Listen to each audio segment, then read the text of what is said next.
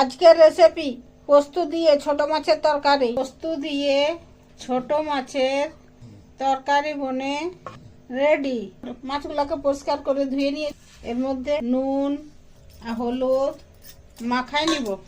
এরপর পোস্ত মধ্যে হাফ চামচ কালো সরষে কাঁচা লঙ্কা আর একটু নুন শিলনোড়ায় বাটে নিব।